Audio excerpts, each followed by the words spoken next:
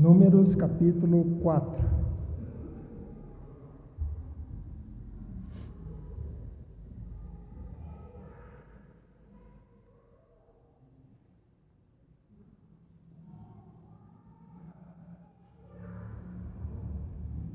Mesmo assentados, vamos ler. Nós vamos ler alguns versículos, vamos pular, ler mais um pouquinho, vamos pular e ler mais um pouquinho, tá bom? Números 4, versículo 1. O Senhor disse a Moisés e a Arão: levantem o censo dos filhos de Coate, do meio dos filhos de Levi, pelas suas famílias, segundo a casa de seus pais, da idade de 30 anos para cima até os 50 anos. Será todo aquele que entrar neste serviço para executar algum encargo na tenda do encontro. Quem está nessa faixa de idade? Levanta bem alto assim, eu vou abaixar porque já estou nos 62. 30 anos até 50. Agora versículo 21.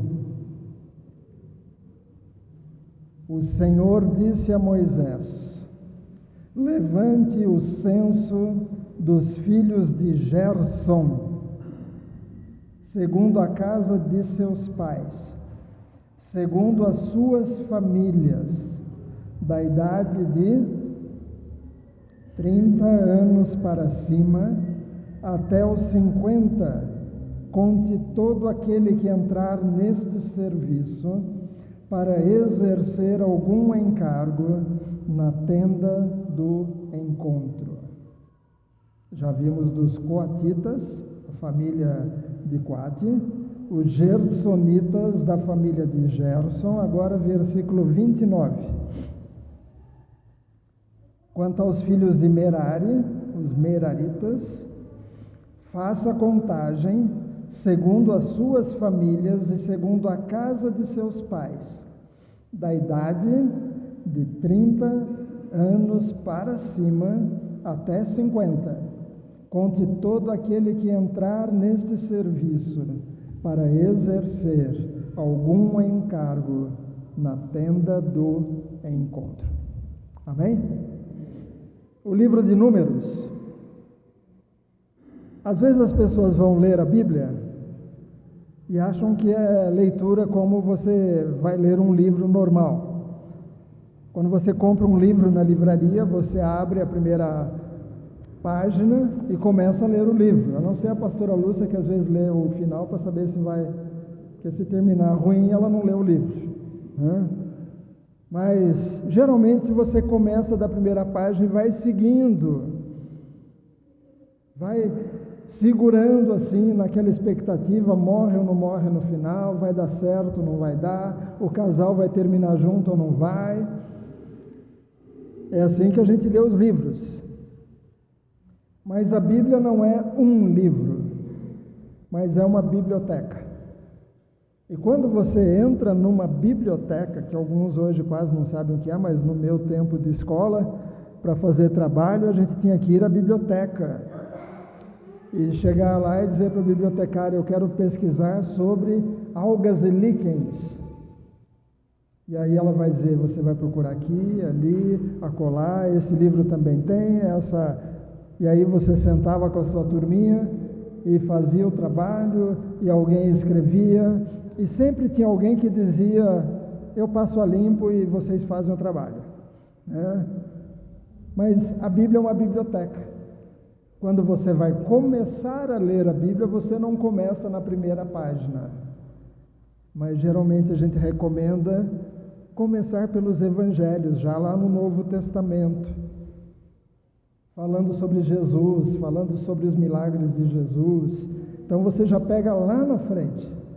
Depois de você ler os Evangelhos várias vezes, pegar outra carta, pegar talvez os livros de Paulo, ou Atos e assim por diante. Aí depois de ler algumas coisas, você volta para o começo da Bíblia. Mas, às vezes as pessoas começam por Gênesis e logo desistem, porque muitas coisas são esquisitas. E quando você chega no livro de Números, aí é que a coisa complica. O nome Números não é o nome original. O nome original seria No Deserto, porque os livros bíblicos, o título de cada livro era a primeira palavra, No Deserto. É assim que começa o livro de Números, No Deserto. Mas o nome Números veio da tradução dos 70. 70 eruditos fizeram uma tradução, e aí virou a Septuaginta, e na Septuaginta puseram como aritmoi. Aí você vai lembrar de aritmática, que a gente via na escola. Se seu filho não está vendo aritmática na escola, que é uma parte da matemática, é a parte mais simples, mais, menos, vezes e dividir. É a aritmática, mais, menos, vezes e dividir. Então, é importante saber somar. Tem uma tribo no Brasil que eles não sabem somar. Então, para eles tem 1, 2 e mais. Então, estou vendo 2 homens chegando. Se for mais que 2, eu estou vendo mais homens chegando. Pode ser 3, pode ser 10, pode ser 50, pode ser 1000. Eles não sabem somar. Eu vi mais patos passando. Significa que era mais que 2. Mas eles não sabem dizer se é 3, 4, 5, porque eles não sabem somar. Como no livro de Números tem 2 censos, censo, ou tem um outro nome na Bíblia, que às vezes você vai se lembrar quando o IBGE passa de porta em porta perguntando quantas pessoas moram na casa, se estão trabalhando, se não estão, se estudam, se não estudam. Então, na Bíblia, nesse trecho de Números, tem 2 censos, um deles no capítulo 1 e outro no capítulo 26. Mas no capítulo 1, quando faz o primeiro censo, Deus diz: contem os filhos, as tribos, mas não contem Levi, a tribo de Levi. Não é para contar a tribo de Levi, era para contar os outros. E aí eles saem contando e anotando, e depois eles dão o total. Isso está lá no capítulo 1 de Números. Mas quando chega no capítulo um pouco mais para frente, Deus vai dizer, aqui no capítulo 1, versículo 47, diz: mas os levitas, que era da tribo de Levi, segundo a tribo de seus pais, não foram contados entre eles, porque o Senhor havia falado a Moisés, dizendo: somente não faça contagem da tribo de Levi. Não era para contar a tribo de Levi. Mas aí você anda um pouco mais e de repente Deus diz: agora contem a tribo de Levi de 1 mês para cima. E aí eles fazem as contas agora só da tribo de Levi de 1 mês para cima. Porque agora Deus tinha falado, agora é para contar. Então isso é muito importante. Às vezes a leitura de Números parece meio esquisita. Por que eu tenho que ler a Bíblia? Por que eu tenho que ler Números? Parece cansativo, parece que não faz sentido. Mas Paulo escreveu dizendo lá em 2 Timóteo 3, 16 e 17, ele diz: toda a Escritura é inspirada por Deus e útil para ensino, para repreensão, para correção, para educação na justiça, a fim de que todo servo de Deus seja perfeito e perfeitamente habilitado para toda boa obra. Então, se Paulo está dizendo que toda a Escritura é inspirada por Deus, então Números também é inspirado por Deus e é útil. Mas pastor, só fala de soma de gente, só fala de quanto tinha em cada tribo. é cansativo. Isso acontece também no livro de Jó. Quando você pega o livro de Jó para ler, daqui a pouquinho, só um pouquinho, obrigado por me lembrar. O livro de Jó é um livro assim também, você começa a ler e chega uma hora que você entra em parafuso, porque o Jó fica todo machucado, todo ferido, e aí os amigos vêm falar com ele. Fica um tempo sentado perto dele sem falar nada, e de repente cada um dos amigos começa a falar alguma coisa. Só que às vezes um dos amigos começava a dizer: você está passando isso porque você está em pecado, é castigo de Deus. Olha aí dentro da sua vida, você vai achar algum pecado, é castigo de Deus. Ou às vezes coisas falando sobre Deus, falando sobre... Se você só ler o livro de Jó naquele dia, você vai dizer no final: não aprendi nada bom. É por isso que às vezes é bom, quando você for ler o livro de Jó, leia junto um evangelho. Então você vai terminar, por exemplo, um capítulo de Jó, não termina em Jó, vai lá nos evangelhos e lê um capítulo de evangelho. Aí você vai terminar dizendo: opa, ainda bem que eu li os evangelhos, porque o que o amigo lá falou parece estranho. É porque às vezes um amigo vai falar um monte de coisa para o Jó, e depois lá na frente Deus vai dizer: ele está errado. E o próprio Deus, no livro de Jó, lá no capítulo 1, versículo 8, Deus fala: você reparou meu servo Jó? Não há ninguém como ele na terra. Ele é o homem íntegro e reto e temente a Deus, e se desvia do mal. Então Deus falava isso de Jó. Mas depois os amigos vão falar outra coisa: você está em pecado, você está errado, Deus está te castigando, você é orgulhoso, você é isso, você é aquilo. E só lá no fim de Jó que você vai descobrir que o que os amigos estavam falando estava errado.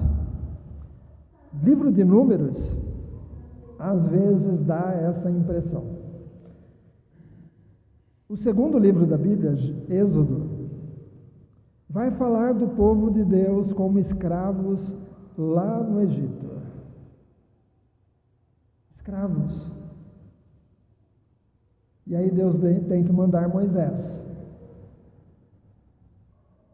E o povo saiu do Egito depois de 400 anos. Eles entram como parentes do manda-chuva do Egito, José, que o pessoal chama de José do Egito, porque tem o José, pai de Jesus. Então, para diferenciar, o pessoal fala o José do Egito. Então, os hebreus entram no Egito como parentes de quem mandava no Egito. Mas a Bíblia diz que depois se levantou um faraó que não conhecia José.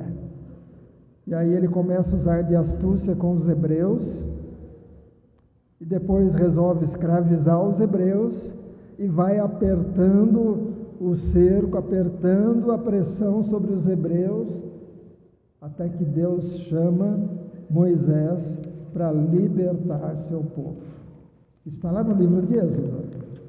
Ainda no livro de Êxodo, eles saem do Egito libertos, saem numa caminhada a caminho da terra prometida. E Êxodo capítulo 13, versículo 21 diz: o Senhor ia adiante deles. Êxodo 13, 21. Está saindo o povo do Egito sob a liderança de Moisés, um homem, mas acima de Moisés tinha Deus Todo-Poderoso. Então está escrito aqui em Êxodo 13, 21, o Senhor ia adiante deles durante o dia numa coluna de nuvem. Porque eles estavam no deserto. O deserto é sol quente. Sabe quando você está andando de carro num sol quente, de repente aparece uma nuvenzinha e você entra embaixo daquela nuvem e você fala: uau, que alívio! Ou às vezes quando você está dirigindo, de repente o trânsito para, mas você para embaixo de uma árvore. E você fala, ai que bom que eu parei embaixo da árvore. Então durante o dia tinha uma nuvem que fazia sombra, refrescava a caminhada do povo de Deus no deserto. E essa nuvem guiava o povo.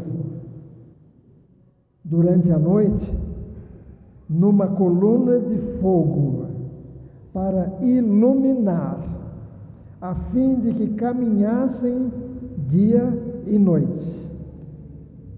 Eles conseguiam caminhar até mesmo à noite, até mesmo em noite de lua nova. Lua nova, tudo escuro. É o dia que os cachorros lá no sítio latem um monte, porque qualquer árvore balançando eles ficam assustados. Mas o povo andando no deserto, durante o dia tinha nuvem fazendo sombra, tinha ar-condicionado. À noite, no deserto é frio. Deserto assim, muito quente de dia, gelado à noite. Mas à noite tinha aquela coluna de fogo que iluminava, devia aquecer também. Então eles conseguiam caminhar de dia e de noite. Eles estavam a caminho da terra prometida, Canaã. Caminhavam, acampavam. E nesse tempo todo a Bíblia diz que as sandálias não se gastaram. Já pensou você ter um sapato que anda, e ele continua com a sola boa? Continua com a sola nova? Quando era garoto, meu pai comprou uma tinta, eu lembro até hoje, tinha um índio assim, desenhado naquela garrafinha, e você via um pincelzinho, e você passava no sapato, e ele ficava pretinho, brilhante. E aí o Manuel teve a grande ideia, vamos passar na sola do sapato também, que era de couro. E aí passamos na sola, ficou pretinha, brilhando. E aí na igreja a gente cruzava as pernas para ficar mostrando para os outros que a gente estava de sapato novo, né? Só era tinta. Mas as sandálias do povo, as sandálias não se desgastaram, as roupas não ficaram velhas, eles caminhavam. E aí lá em Êxodo ainda, Deus manda construir o tabernáculo. Deus manda construir o tabernáculo, que eu tentei trazer a imagem outro dia, mas a que eu salvei não pegou. E vocês têm ali um tabernáculo. E ali em cima, aquela nuvem lá, é a mesma nuvem que saiu com eles do Egito. Lembra a nuvem de dia? O tabernáculo foi uma tenda que Deus mandou construir. Deus deu um modelo, Deus deu um desenho. Deus mostrou até mesmo como que tinham que ser os utensílios dentro do tabernáculo. O candelabro, o altar, a arca, o altar de incenso, a mesa dos pães.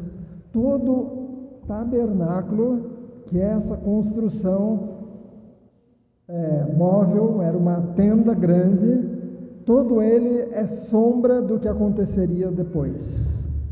É sombra do que Cristo viria a ser e fazer no futuro. O Velho Testamento é sombra do Novo. Mas isso é para outro dia. Mas Deus mandou construir o tabernáculo.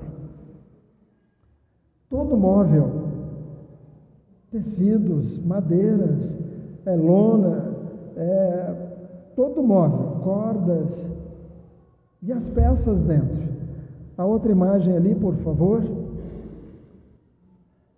Essa outra imagem do tabernáculo, serviço ali, as pessoas iam ao tabernáculo, e a Bíblia diz ali em Números, capítulo 9, versículo 15 e 16, no dia em que foi levantado o tabernáculo. É Números mesmo ou é isso? Alguém pode ler e confirmar, porque às vezes eu troco as coisas. Números 9, versículo 15. É isso mesmo. No dia em que foi levantado o tabernáculo, a nuvem cobriu o tabernáculo, a saber, a tenda do testemunho. E à tarde, estava sobre o tabernáculo uma aparência de fogo. Pode mostrar outra imagem, por favor? À noite era como se fosse uma coluna de fogo em cima do tabernáculo. À tarde, estava sobre o tabernáculo uma aparência de fogo. Até a manhã seguinte. Aí, quando chegava de manhã, trocava para a nuvem. Quando chegava à tarde, a coluna de fogo. Assim acontecia sempre. A nuvem o cobria e de noite havia aparência de fogo. Era uma tenda grande. E essa tenda representava que Deus estava no meio do seu povo. Deus estava no meio do seu povo. O tabernáculo era o centro dos acampamentos. Havia lugar para uma tribo, para outra tribo, para outra. Para cada lado tinha lugar certo para cada tribo montar as suas tendas. No tabernáculo era onde as pessoas iam para pedir perdão pelos pecados e levavam animais para que eles fossem sacrificados e o sangue derramado pelo perdão dos pecados. No tabernáculo era lugar de celebrar a libertação da escravidão lá do Egito. Agora eles não eram mais escravos, eles eram livres. Então eles iam ao tabernáculo para celebrar a libertação. Era também lugar de celebrar os grandes feitos do Senhor. Lembrar como Ele tirou o povo do Egito com milagres, prodígios. Tabernáculo também era um lugar de louvar o nome de Deus. E era um lugar também de ouvir a leitura e a exposição do que Deus tinha dado para Moisés. Tudo isso no tabernáculo. Agora eu posso, aqui na minha cabeça, ficar imaginando o Moisés, depois que o tabernáculo ficou pronto assim, e o povo está todo acampado. Nós, os pastores, às vezes ficamos preocupados com algumas coisas. Você já passou por isso? Tem uma preocupação e não conseguir dormir? O pastor às vezes pergunta, está preocupado? Porque ela percebe que eu estou demorando para dormir. Só para descontrair, tinha um homem, um judeu, que não estava conseguindo dormir. A mulher perguntou, por que você não está dormindo? É que amanhã eu tenho que pagar para o outro judeu e eu não tenho dinheiro. Aí a mulher pegou o telefone, ligou para o outro e disse, meu marido não tem dinheiro para te pagar amanhã. Aí desligou o telefone e disse para o marido, agora dorme, quem não vai dormir é ele. Pode dormir, ele já está sabendo que você não tem dinheiro. Mas, às vezes a gente fica preocupado. E eu posso imaginar o Moisés depois que estava tudo isso pronto, porque Deus deu a planta, Deus deu o desenho, Deus deu as pessoas para fazerem as coisas, e eles fizeram utensílios de ouro, de prata, de bronze, tecidos especiais, bordados e tudo mais, madeiras específicas. E eu fico imaginando, depois de tudo pronto, talvez o Moisés à noite do lado da sua esposa e ela dizendo, por que você não está dormindo? E ele pensando, eu não sei como é que eu vou desmontar e carregar tudo isso depois. Como é que eu vou desmontar esse negócio aí que Deus mandou fazer? E quando é que eu vou saber a hora da gente sair daqui e continuar a viagem? Só que Moisés mal sabia que Deus já tinha tudo planejado. Deus já tinha tudo assim esquematizado. Cada etapa. É que Deus vai mostrando as coisas aos poucos, ainda bem, né, Roberto? Porque se Ele mostrasse tudo de uma vez, a gente desistia. Deus tinha mostrado para Moisés a planta do tabernáculo, mas Deus não disse o que ia acontecer depois de pronto. Deus não disse. Mas tinha que ser um trabalho coordenado para desmontar. Quando eu era garoto, às vezes acabava o culto da escola dominical e eu perguntava: posso ir para a casa da avó? E aí a gente, com os tios, para a casa da avó Biluca, a mãe da minha mãe, e o vô Antão. E a gente passava a tarde lá. E à noite, quando eles vinham para a igreja, eles traziam a gente para a igreja, a gente ficava no culto e ia para casa. E eu lembro que lá no Jardim Eulina, na frente da casa deles tinha um terreno grande, onde hoje é o colégio e o Debrando Siqueira. Mas antes não tinha nada, era só um terreno vazio. E às vezes chegava um monte de caminhão, mais caminhão, não sei o quê. E um monte de caminhão passando na rua o dia inteiro, falando: o circo, não sei das quantas chegou. E a gente ficava olhando aquele monte de caminhão. De repente eles começavam a levantar umas estacas altas. Daqui a pouco eles desenrolavam uma lona no chão. E aí eles davam lá, alguém subia, amarrava, aí eles iam puxando, aquela lona subia. Depois eles batiam umas estacas no chão para prender a lona. E o caminhão, cada coisa tinha seu lugar. E na hora que terminava o período, eles começavam a desmontar numa sequência, para viajar para outro lugar. Então, quando chegasse no outro lugar, os caminhões tinham que chegar na sequência. E já tinham que saber onde é que estavam as cordas, onde é que estavam os ferros para bater no chão e amarrar as cordas para esticar a lona. Não era para desmontar de qualquer jeito e dizer: joga esses ferros lá na Kombi, ou essas cordas põe lá junto com a gaiola do macaco, isso aqui põe lá no... Não, cada coisa tinha o seu lugar. A mesma coisa com o tabernáculo, Deus já tinha tudo esquematizado. E por isso que a gente chega aqui no livro de Números. Eu dei essa volta toda para a gente falar sobre o livro de Números. Havia toda uma coordenação. Sabe quando tem construção pré-moldada? Pré-moldada é aquela construção que você passa uma semana num lugar e não tem nada.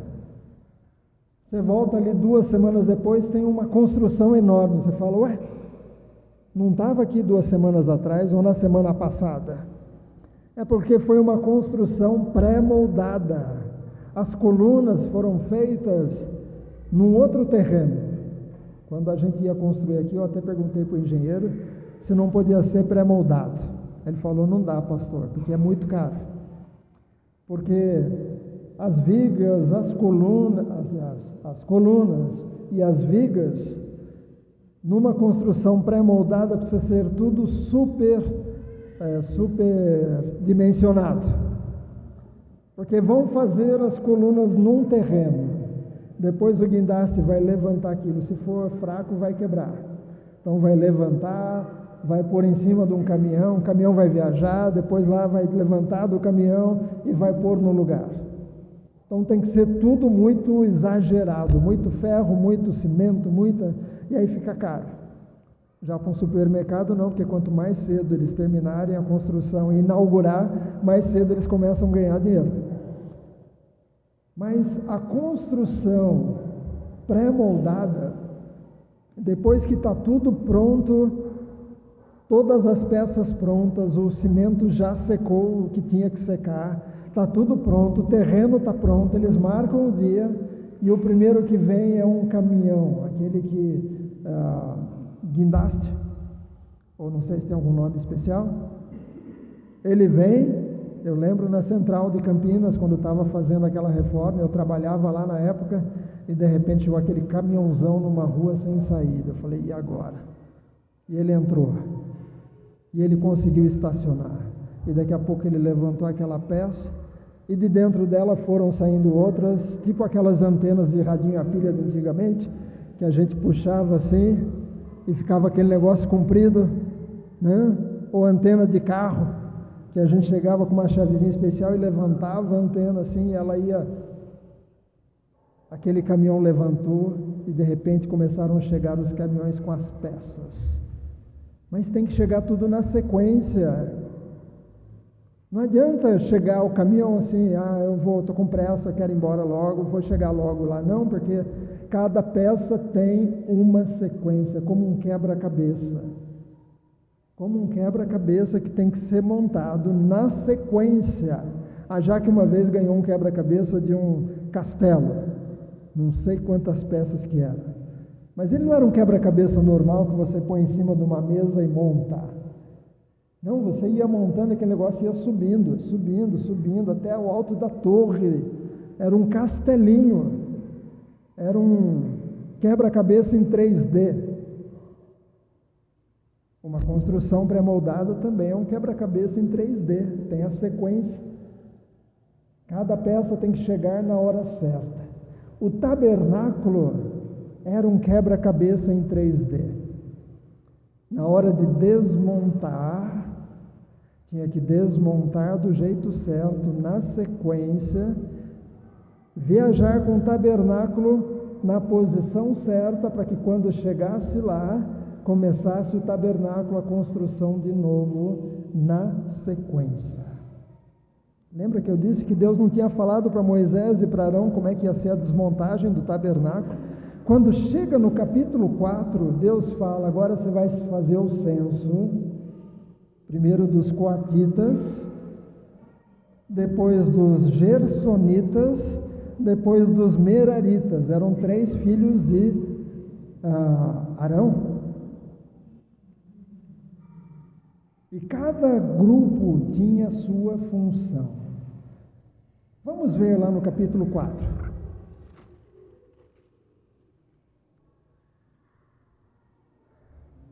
Versículo 5, Números 4, 5.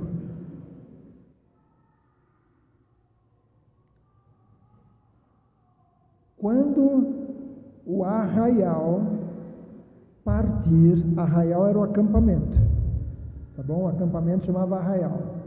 Quando o arraial partir, Arão e seus filhos virão e tirarão o véu.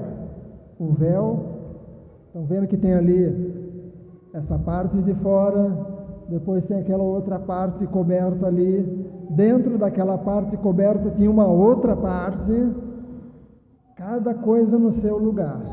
Então, eles viriam e tirariam o véu de cobrir, e com ele cobrirão a arca. A arca era a parte mais importante do tabernáculo. A arca, onde tinha o propiciatório, que era onde Deus falava com o sumo sacerdote. Então tinha que cobrir a arca do testemunho. Versículo 6, por cima lhe porão uma cobertura de peles finas, e sobre ela estenderão um pano todo azul, e passarão os cabos pelas argolas. Por favor, Mel, mostra outra figura. Estão vendo ali? Era assim que as peças do tabernáculo eram carregadas. Eram cobertas, tinha toda uma sequência de cobertura, e essas peças tinham argolas, e nas argolas eram passados os varais. Varais eram varas compridas, e aí essas peças seriam carregadas no ombro. Mas não eram os levitas que iriam carregar, mas os levitas iam organizar tudo. E aí depois você pode ir lendo em casa, versículo 7, também sobre a mesa da propiciação estenderão um pano azul, e sobre ela porão os pratos, os recipientes do incenso, as taças, as jarras e também o pão contínuo sobre ela. Depois estenderão por cima deles um pano de carmesim e com a cobertura de peles finas, e cobrirão e passarão os cabos pelas argolas. Tomarão um pano azul e cobrirão o candelabro da iluminação, as suas lâmpadas, as suas tesouras, as suas tesouras de cortar pavios, os seus apagadores, todos os seus vasos de azeite com que o servem. Envolverão a ele e todos os seus utensílios da cobertura. Cada peça do tabernáculo. Deus está dizendo como guardar. Como guardar. Eu sou meio metódico, meio não inteiro, né? Ainda bem que mudei um pouquinho. Mas eu sempre fui meio metódico. Tem algumas manias minhas. Uma delas, eu tenho lista de viagem. Sabe aquela coisa que você está viajando e chegar lá e falar: ih, não trouxe pasta de dente, não trouxe escova de dente, não trouxe meia. Eu já desde criança, desde o primeiro acampamento, eu e meu irmão, nós decidimos que a gente ia fazer uma lista do que a gente ia levar para o acampamento. Então a gente sentou, cada um na sua cama do beliche, eu dormia em cima, ele dormia embaixo, e cada um fez a sua lista, e depois a gente ficou competindo quem tinha lembrado de mais coisa, né? Meia, aí eu pus meia. Cueca, eu não pus cueca, então, né? E a gente foi aumentando a nossa lista. E aí eu peguei mania, toda vez que ia fazer viagem, fazia lista. Hoje não, eu já tenho nos meus contatos um contato chamado Lista Daniel Viagem. Pronto, vou viajar se me chamar. Vamos viajar hoje à noite? Eu vou abrir esse contato, aí eu vou olhar tudo que está lá. Preciso levar terno? Não, não preciso levar terno, então eu risco. Já preciso levar lanterna? Não, não preciso levar lanterna. Isso aqui eu preciso levar, isso aqui eu preciso levar. Passaporte? Não, não precisa. No Brasil, só identidade serve. Então, metódico. Eu lembro quando a gente foi viajar, mudar de São Paulo para cá, a pastora Lúcia viajou com as crianças, eu fiquei sozinho para desmontar o apartamento lá, a casa lá em São Paulo, e cada caixa eu marquei dizendo, desculpa, era de São Paulo para cá, São Paulo para cá, isso. Então, as coisas da cozinha eu pus numa caixa e escrevi cozinha, quarto 1, quarto 2, quarto 3. E aí eu disse para o pessoal que veio trazer, cada caixa diz para onde é para colocar. É claro que o pessoal da mudança, na hora que eles pegavam as caixas, eles foram entuchando para todo lado lá, e eu estava sozinho, eu passei até de madrugada, ia num quarto, achava uma coisa da cozinha, pegava a caixa e levava para a cozinha, achava uma coisa do quarto 1, levava para o quarto 1, né? Sozinho assim, só mudando as coisas de lugar.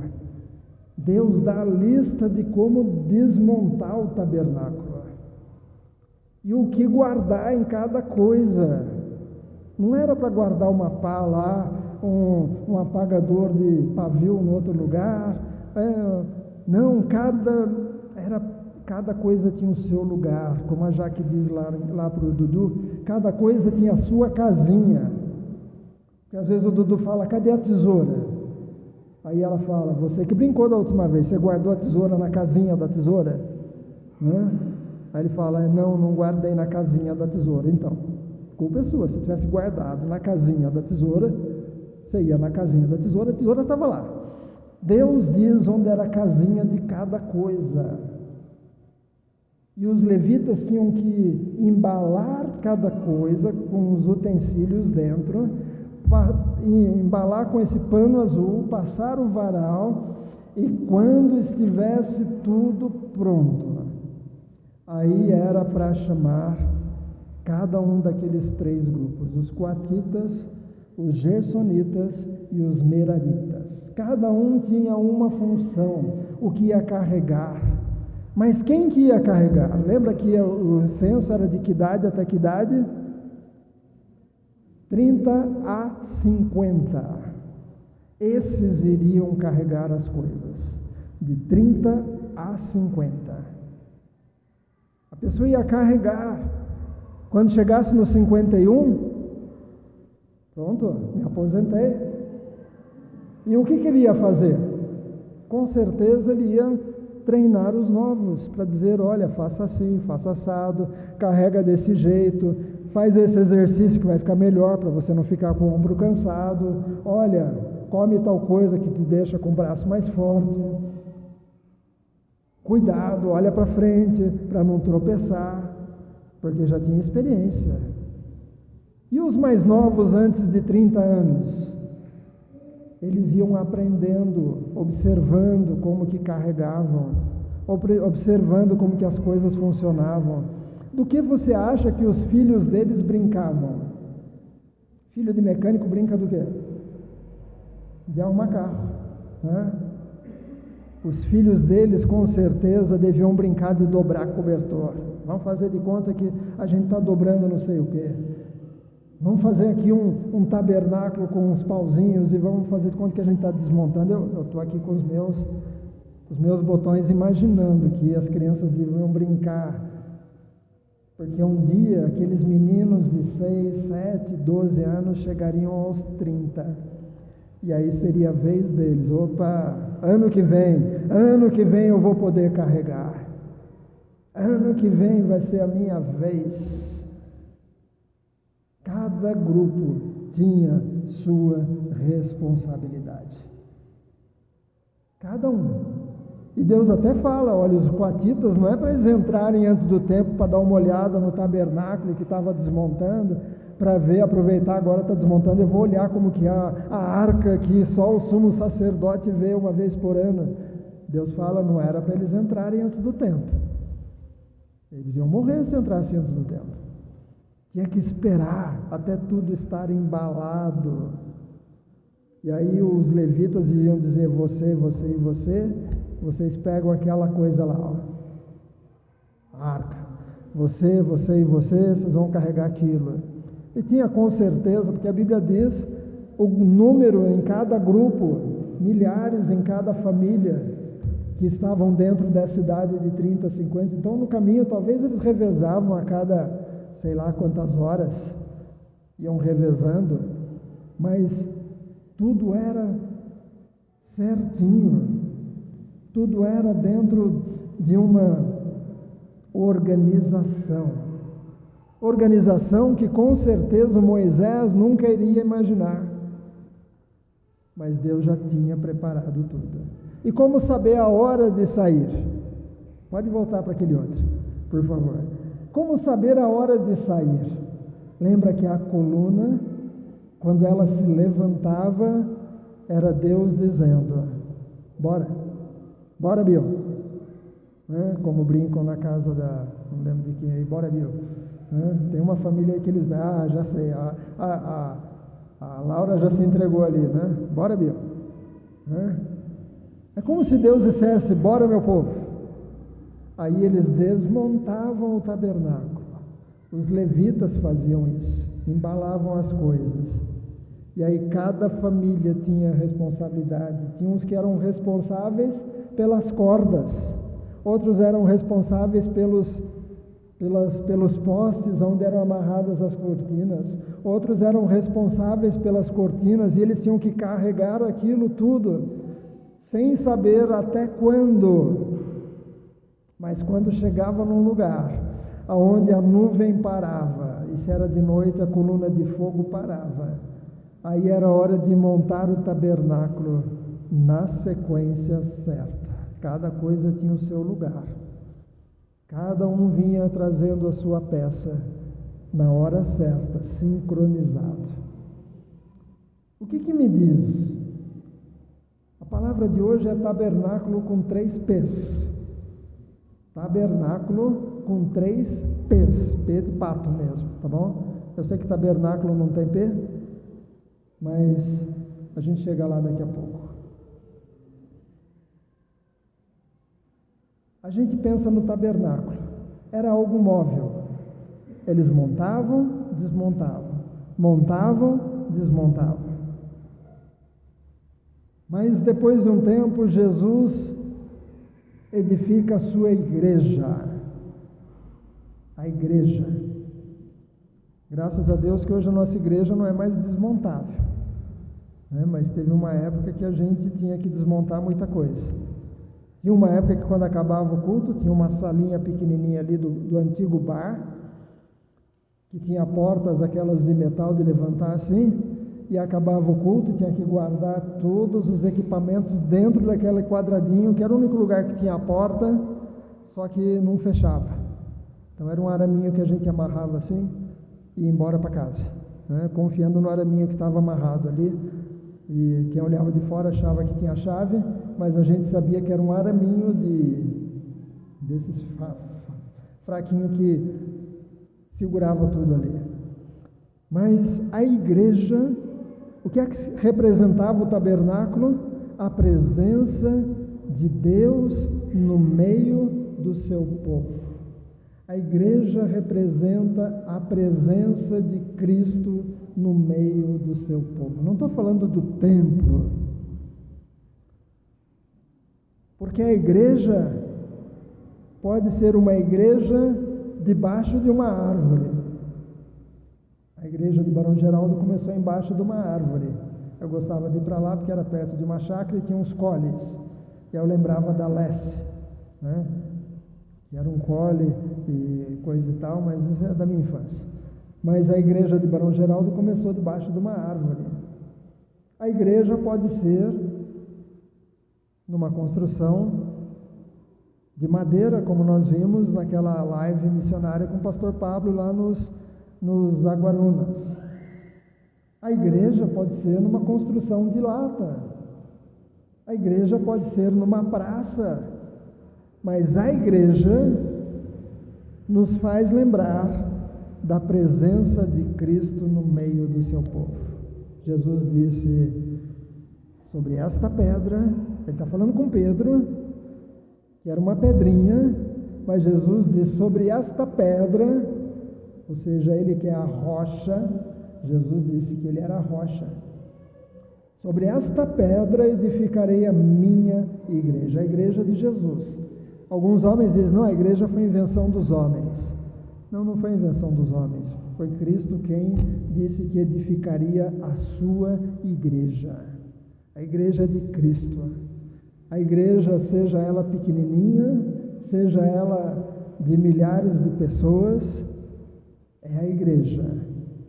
Faz nos lembrar que Cristo está no meio do seu povo. E a igreja não é apenas um grupo, é a igreja espalhada pelo mundo inteiro. É a igreja de Cristo. Ele disse, onde estiverem 2 ou 3, ali eu estarei presente. A igreja que não é invenção dos homens, também é um lugar para a gente chegar e pedir perdão.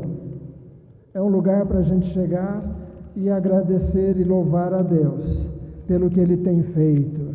É um lugar para a gente compartilhar experiências. Hoje a Jaqueline chamou as crianças e disse, alguém tem um testemunho? E a Esther disse, eu caí. E ela estava bem, ela está dizendo, eu caí, mas estou bem. A igreja é um lugar para a gente dar testemunho, é um lugar para a gente orar uns pelos outros, é um lugar para a gente ouvir a leitura da palavra e aprender, ouvir a exposição da palavra, ouvir uma aula como a da escola dominical aqui, ou como tem para as idades lá dentro. É a igreja. Assim como o povo ia para o tabernáculo, nós precisamos estar em comunhão com a igreja, porque é o lugar onde nós vamos ser alimentados. E Paulo disse que tudo tem que ser com decência e ordem. Lembra que cada família tinha responsabilidade por carregar alguma coisa? Você chegou na igreja hoje e já tinha um grupo ensaiando aqui, porque eles estão com a responsabilidade de nos ajudar no louvor. Então eles passaram a semana se preparando em casa, escolhendo as músicas, decidindo que tom cantar, ouvindo e ensaiando e treinando, compreendendo a letra. Vocês chegaram, mas alguém já veio antes para passar um pano nos bancos, varrer, regar as plantas, organizar, arrumar os livros, arrumar as coisas. Outro grupo orou durante a semana por essa reunião. Cada pessoa, daqueles que eram daquelas famílias, cada um sabia: a minha parte é cuidar de tais e tais coisas. Eles não tinham que sair perguntando: quem pode carregar isso? Quem pode carregar aquilo? Quem pode fazer não sei o quê? Ia sair um monte de gente fugindo, né? Mas cada um tinha a sua responsabilidade e fazia. Ainda na igreja de hoje, se Deus tem te chamado, Deus tem te alegrado com alguma coisa na igreja, você gosta de, sei lá, ficar ali no portão, sorrindo para as pessoas que passam na rua, só para as pessoas saberem que a gente não morde. Amém, fica lá, toma isso como sua responsabilidade. Se Deus está pondo isso no seu coração, faça. Se Deus está te pondo no seu coração, chega mais cedo para ajoelhar e orar pelo culto, ou chega mais cedo para ver se tem alguma coisa que dá para arrumar, se tem alguma coisa que de repente os pedreiros deixaram. Tivemos pedreiro trabalhando ontem aqui, né? E aí eles vão largando as coisas, tinha capacete lá fora, Então, se você quiser chegar mais cedo e dizer: toda semana eu vou chegar, ao invés de chegar às 6, eu vou chegar às 5, e eu vou olhar se tem alguma coisa que eu posso esconder. Tem um monte de coisa escondida por aí, tem ferramentas escondidas aí atrás, é que nem na nossa casa, né? Vai chegar a visita, a gente esconde algumas coisas, né? Não, né? Só na minha. O pior é que meu pai, com a tradição de português toda vez tem que mostrar a casa para visita. E às vezes a gente estava em casa, lá no quarto, tranquilo, e de repente meu pai abria a porta assim e dizia: aqui é o quarto da bagunça, né? E olha que às vezes vinha uma família com as adolescentes e tudo mais, e de repente aquele quarto bagunçado, né? E a gente ficava com uma vergonha daquela, mas a gente falava: não precisa mostrar a casa. Mas é hábito de português, mostrar a casa para as pessoas, né? Aí a pastora Guerra dizia: vocês não precisam olhar a casa. Quando a mulher fala, vem conhecer a casa, ela está dizendo: vamos lá para dentro, deixa eles conversando aí, né? Então a pastora Guerra já disse: você não precisa ir não, né? Fica aí, só se insistirem para você ir também olhar a casa, aí você vai. Mas você pode fazer alguma coisa. Hoje de manhã tinha bolo, tinha um monte de coisa aqui porque alguém preparou. Quando tiver qualquer evento aqui, eu sei que alguns já vão dizer: vou levar um bolo. Outros já vão dizer: vou chegar mais cedo. Eu vou durante a semana para enfeitar. Eu vou pendurar umas coisas lá. E depois tirar e jogar fora, né? A gente já comentou. TNT, depois do evento, joga fora, porque depois de uns meses eles desfazem. Então não precisa guardar, porque não vai usar de novo, não. Pode jogar fora. TNT, tá bom? Mas faça aquilo que Deus te capacitou para fazer. Pega como sua responsabilidade e faça.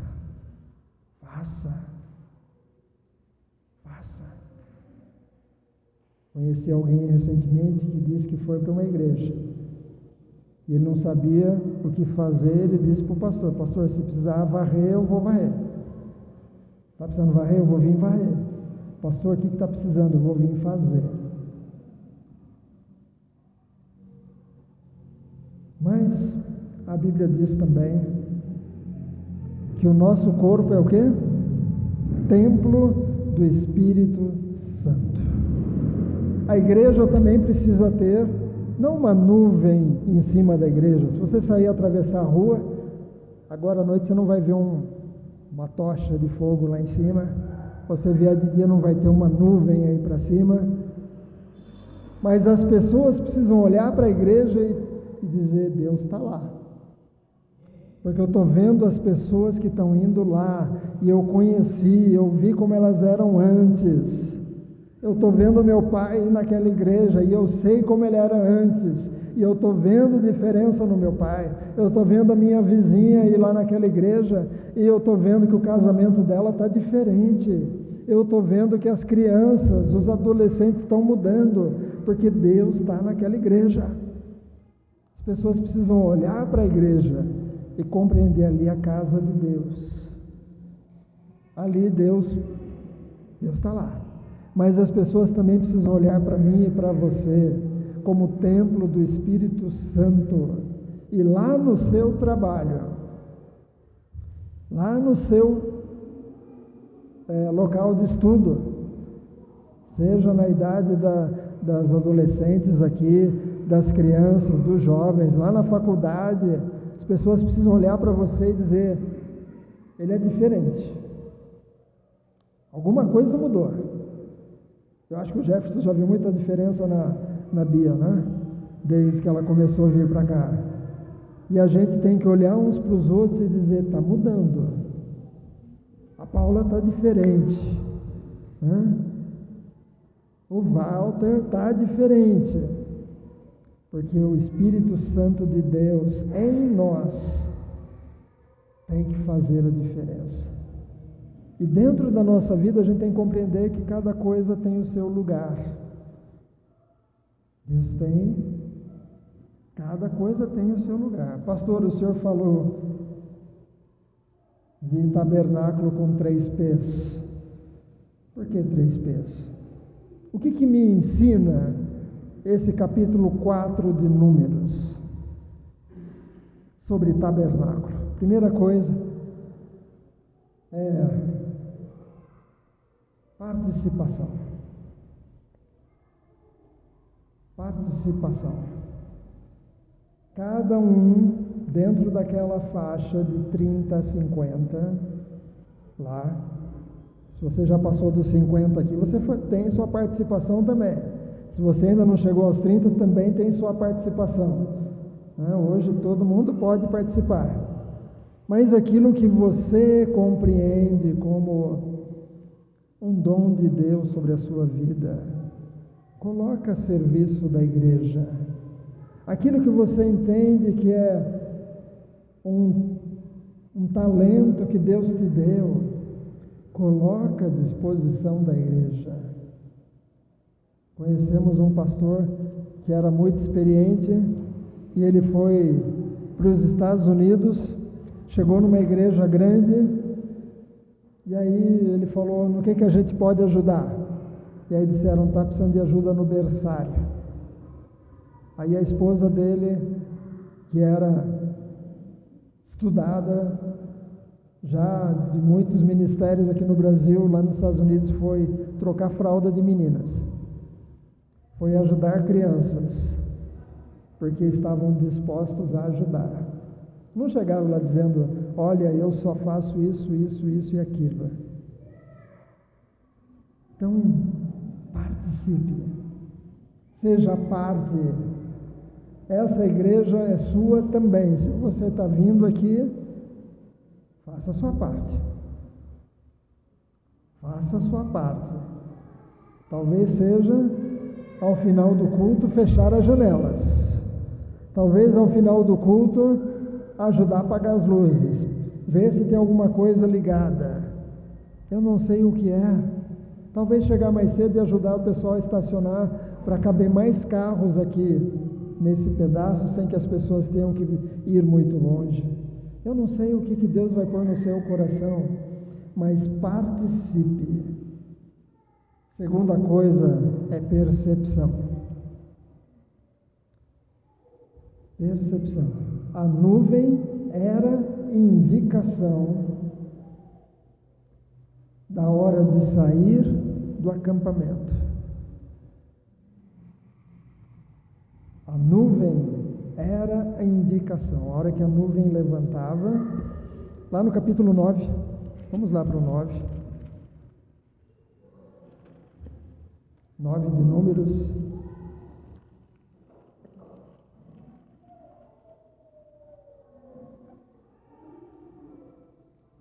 Versículo 17. Números 9, 17. Vocês acham que era fácil montar esse tabernáculo? Vocês acham que era fácil desmontar o tabernáculo? Não era fácil. Olha o que diz no versículo 17 em diante. Quando a nuvem se erguia de sobre a tenda, os filhos de Israel se punham em marcha, e no lugar onde a nuvem parava, aí os filhos de Israel acampavam. Segundo o mandado do Senhor, os filhos de Israel partiam, e segundo o mandado do Senhor, acampavam. Por todo o tempo em que a nuvem pairava sobre o tabernáculo, permaneciam acampados. Quando a nuvem se detinha muitos dias sobre o tabernáculo, os filhos de Israel cumpriam a ordem do Senhor e não partiam.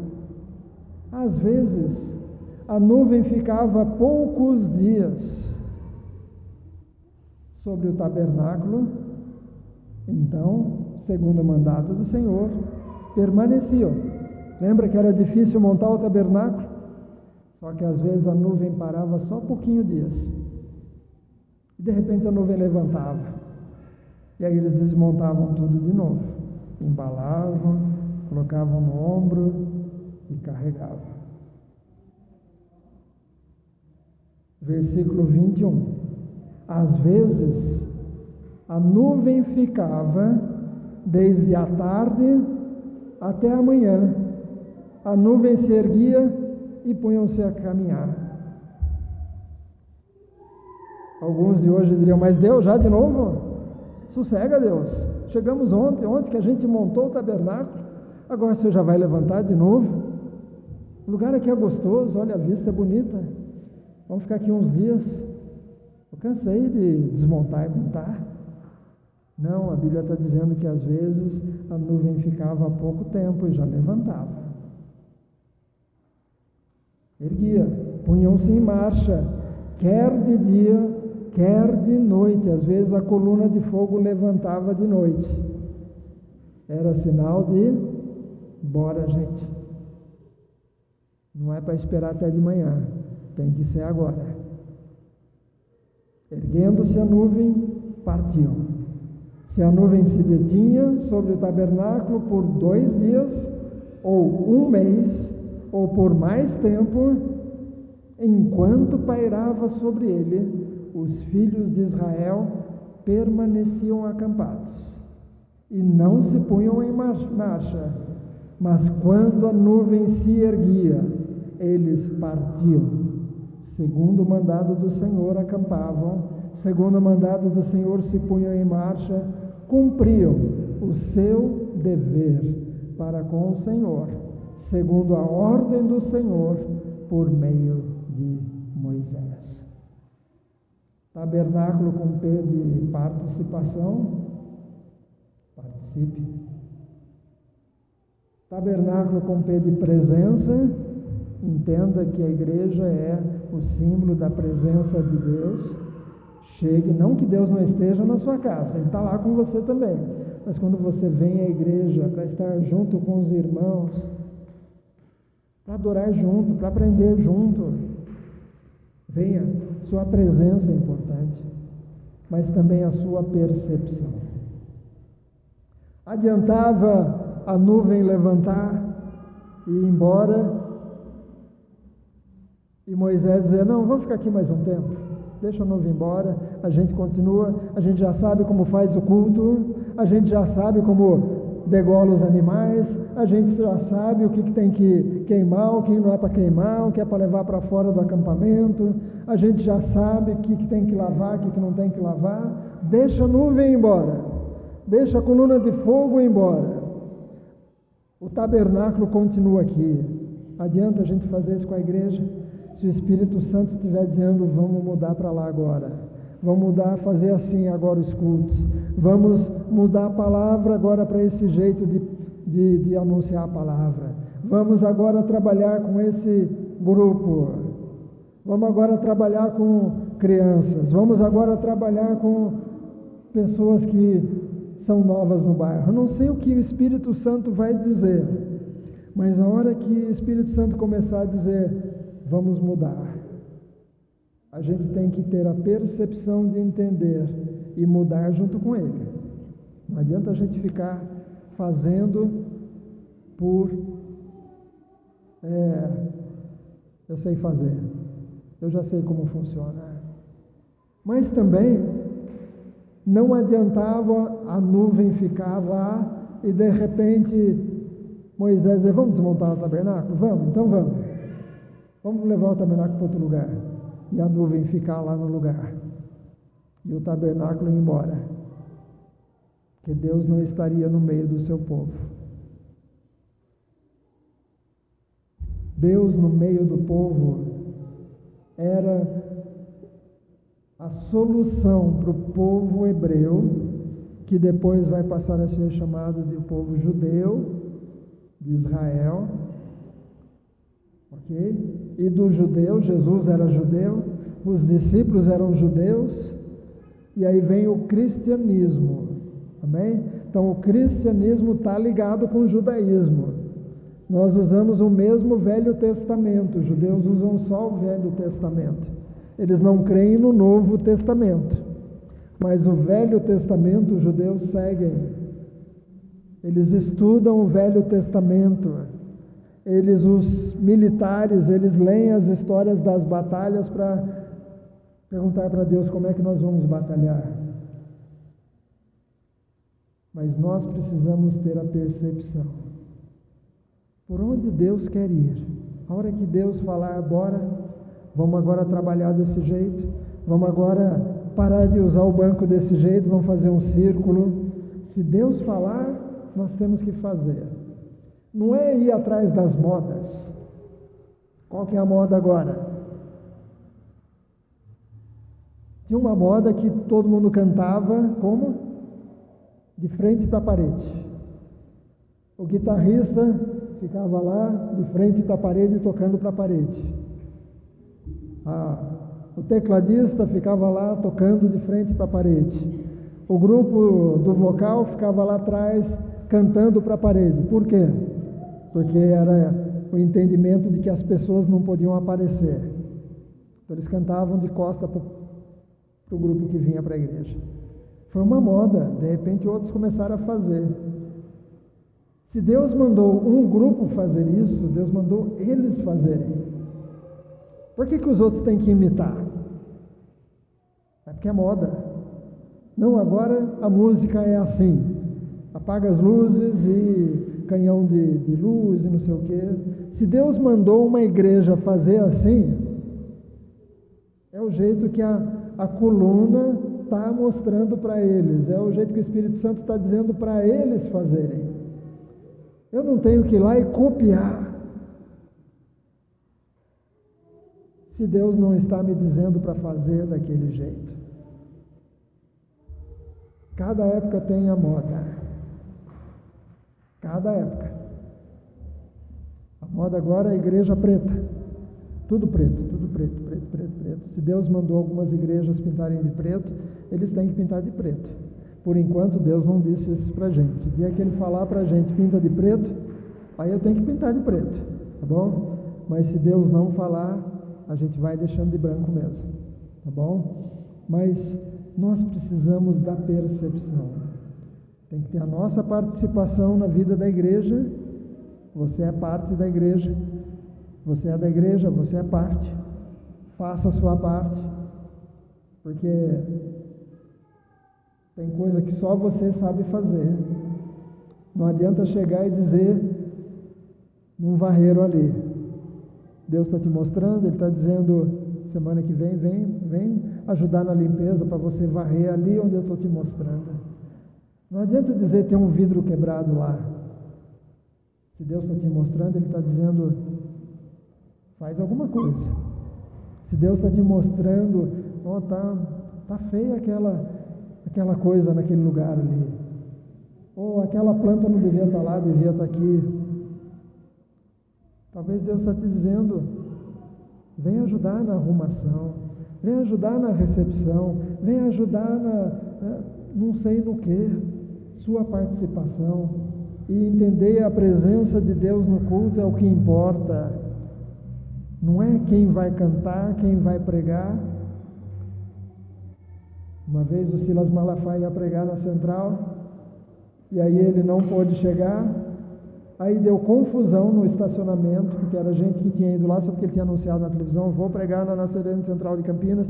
Um monte de gente veio, e quando o pastor do culto disse: pastor Silas não vai poder pregar hoje, um monte de gente pegou sua Bíblia e saiu. Aí deu confusão no estacionamento, porque já tinha chegado outros carros, aí o pessoal que tinha chegado mais cedo queria sair, porque não queria ouvir outro pastor, queriam ouvir o Silas Malafaia. O importante no culto é a presença de Deus. A nuvem tem que estar no culto, a chama de fogo tem que estar no culto, o Espírito Santo tem que estar no culto, e você precisa ter percepção. Deus, o que o Senhor quer que eu faça nesse tabernáculo que hoje é a igreja, e nesse templo que é a minha vida? O que eu posso fazer? O que eu posso fazer? Vamos orar? Espero que você tenha aprendido algo em Números. Leia em casa depois. Capítulo 4. O que cada grupo tinha que fazer, que cada grupo tinha que carregar. Tinha uns que tinham que carregar só as bases dos postes. Cada um tinha a sua responsabilidade. Tinha um que só tinha que carregar os perfumes, os incensos. O que você tem que fazer? Ó Deus, como crentes hoje, nós precisamos compreender que a nossa participação na igreja tem um valor muito importante para a vida comum da igreja. A nossa presença é importante. Ninguém aqui é dispensável. Quando você falta, alguém sente sua falta. Todos são importantes, cada um pode fazer alguma coisa. Cada um pode, nem que seja, ser aquele que vai sorrir para os visitantes. Talvez alguém que vai chegar perto do visitante e vai levar o papelzinho dizendo: você pode deixar seu telefone para a igreja, seu número para o pastor. Talvez alguém que vai chegar e dizer para uma família que está com uma criança: olha, tem uma salinha ali onde as crianças estão, você quer conhecer lá para ver se ela quer ficar lá? A sua participação é importante. Entender a presença de Deus e também a sua percepção. O que é que Deus está mostrando? O que é que Deus quer fazer? O que é que Deus está? Que área que Ele está se movendo? Ele está querendo te usar em alguma área na igreja? Ele está te dando aí algumas direções? Pergunta: Deus, eu quero ir no centro da tua vontade. Obrigado a Deus porque o Senhor trouxe a Moisés e Arão a solução de como desmontar o tabernáculo para ser remontado logo mais à frente. Tudo organizado, tudo com decência e ordem, para que o povo pudesse perceber a presença de Deus no centro do acampamento.